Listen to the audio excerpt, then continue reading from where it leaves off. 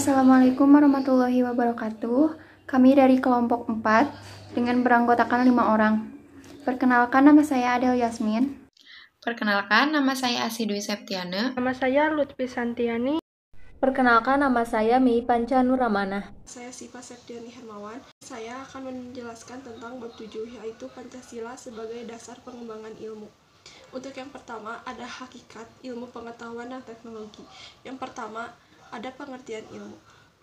Ilmu berasal dari bahasa Arab yang berarti alima atau pengetahuan. Pemakaian kata ini dalam bahasa Indonesia adalah ilmu pengetahuan. Yang kedua, ada pengertian pengetahuan. Secara etimologis, pengetahuan berasal dari bahasa Inggris yaitu knowledge. Dalam Ensiklopedia of Philosophy dijelaskan definisi pengetahuan adalah kepercayaan yang benar. Untuk yang ketiga, ada perbedaan ilmu dan pengetahuan. Pada Kamus Besar Bahasa Indonesia atau KBBI, ilmu disamakan atau dinamakan dengan pengetahuan. Pengetahuan berdasarkan sifatnya yaitu prailmiah dan pengetahuan ilmiah. Yang kedua, ada pengembangan ilmu pengetahuan dan teknologi. Yang pertama, pada zaman pra-Yunani kuno. Pada masa ini, manusia masih menggunakan batu sebagai peralatan.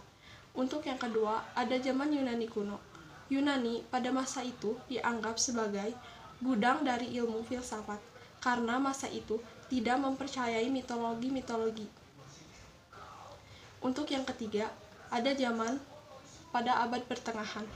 Para ilmuwan pada masa ini hampir semua adalah para teolog, sehingga aktivitas ilmiah terkait dengan aktivitas keagamaan. Yang keempat, ada zaman Renaissance. Pada zaman ini ditandai sebagai era kebangkitan kembali perkiraan yang bebas, pemikiran yang bebas dari dogma-dogma agama. Yang kelima, ada zaman modern.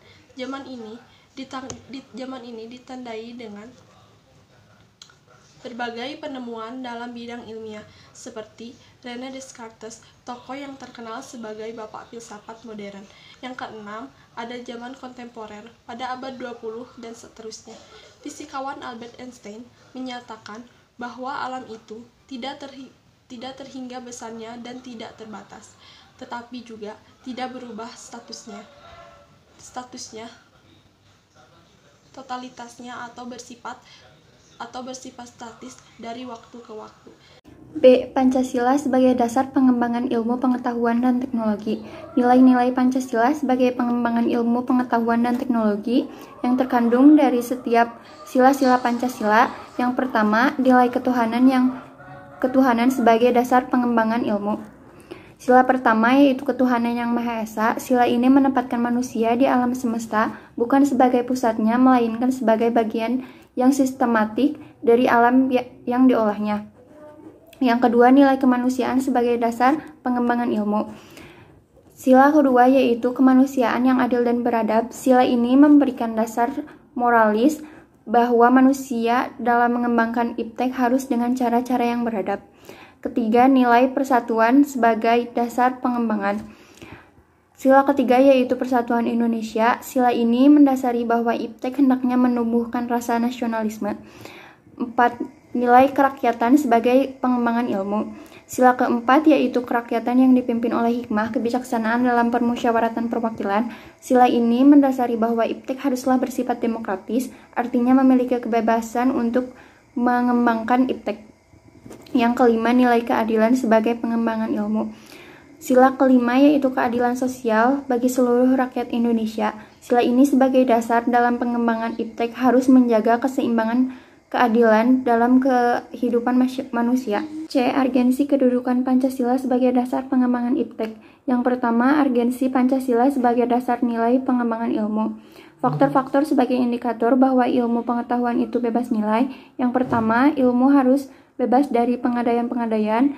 Yang kedua, perlunya kebebasan usaha ilmiah agar otonomi ilmu pengetahuan terjamin. Yang ketiga, penelitian ilmiah tidak luput dari pengembangan etis yang sering dituding menghambat kemajuan ilmu karena nilai etis itu sendiri bersifat universal. Yang kedua, kedudukan Pancasila sebagai landasan kebijakan pengembangan iptek diantaranya.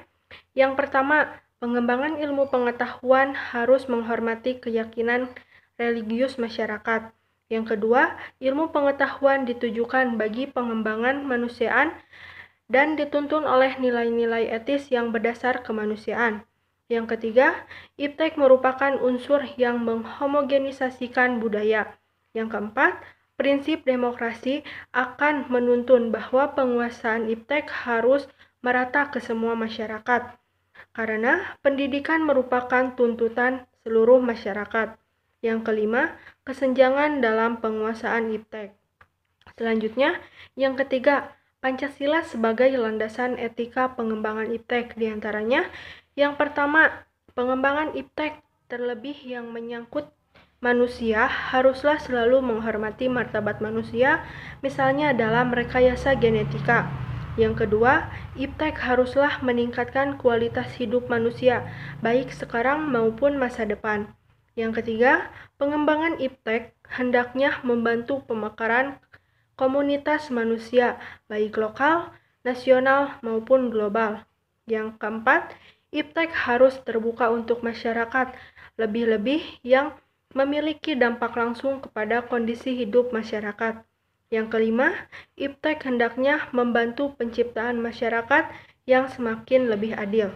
4. Konsep Pancasila sebagai dasar nilai pengembangan ilmu mengacu pada beberapa jenis pemahaman. Di antaranya, A. Setiap ilmu pengetahuan dan teknologi yang dikembangkan di Indonesia haruslah tidak bertentangan dengan nilai-nilai yang terkandung dalam Pancasila. Maksudnya, bahwa iptek tidak bertentangan dengan nilai-nilai yang terkandung dalam Pancasila. B.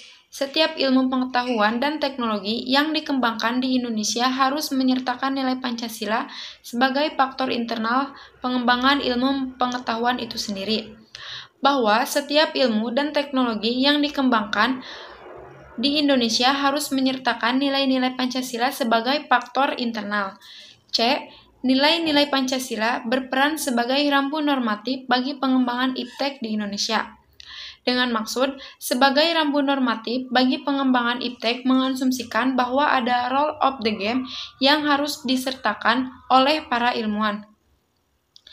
D. Setiap pengembangan ilmu pengetahuan dan teknologi harus berasal dari budaya dan ideologi bangsa Indonesia sendiri atau yang lebih dikenal dengan istilah ingenisasi ilmu atau sering disebut mempribumikan ilmu.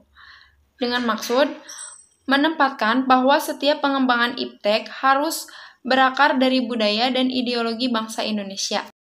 2. Alasan diperlukannya Pancasila sebagai dasar nilai pengembangan ilmu. Pentingnya Pancasila sebagai dasar pengembangan ilmu dapat ditelusuri ke dalam hal-hal sebagai berikut. A. Pluralitas nilai yang berkembang dalam kehidupan bangsa Indonesia dewasa ini sering dengan kemajuan iptek menimbulkan perubahan dalam cara pandang manusia tentang kehidupan. B. Dampak negatif yang ditimbulkan kemajuan iptek terhadap lingkungan hidup. C. Perkembangan iptek yang didomisili negara-negara barat dengan politik global ikut mengancam nilai-nilai khas dalam kehidupan bangsa Indonesia, solidaritas, musyawarah, dan cita rasa keadilan. D. Alasan Pancasila dijadikan dasar pengembangan ilmu pengetahuan dan teknologi. E. Gaya hidup global menggantikan nilai-nilai kearifan lokal. 3. Dinamika dan tantangan Pancasila sebagai landasan pengembangan iptek.